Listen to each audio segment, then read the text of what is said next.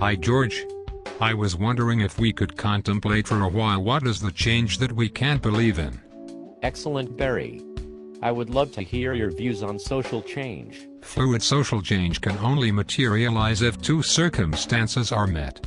1. The human value system, which consists of our understandings and beliefs, must be updated and changed through education and thoughtful introspection. 2. The environment surrounding that value system must change to support the new worldview.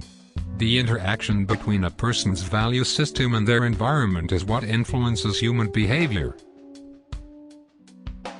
For example, in our culture, ethics is really a matter of degree, for our social system promotes and rewards competition and self-interest. This perspective doesn't just lead to aberrant behavior, it creates it directly. Corruption is the norm in our society, and most people do not see this, for since the society supports this behavior, it is considered right and normal, or as a matter of degree. Given this understanding, there is a fallacy that has emerged where certain groups are deemed corrupt and everyone else is good.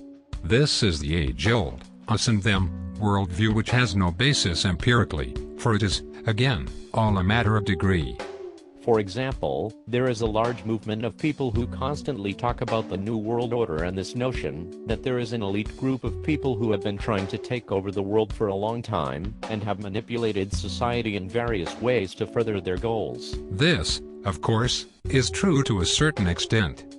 But the failure of awareness is that this group is not a group at all. It is a tendency. If you took out all the people at the top, who are engaged in global hegemonic rule, it would simply be a matter of time before another group stepped in to seek the same ambition. Therefore, it isn't the individual people or groups that are the problem. It is actually the conditions upon which those people have been accustomed and indoctrinated by. Of course, many argue against this view with the escapist notion that it is human nature that causes this competition and need for dominance. This is unsupported by the facts.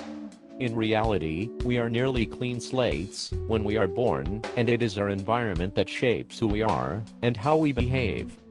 Therefore, in order for true change to occur, we must spend less time battling the products of this sick social structure and more time trying to change the root causes. As difficult and daunting as it may be to think this way, it is the only way our world will change for the better.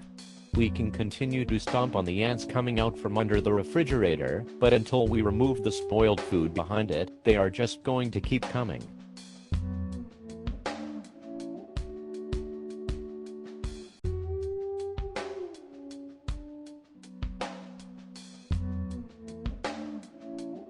It's been a pleasure talking with you, George.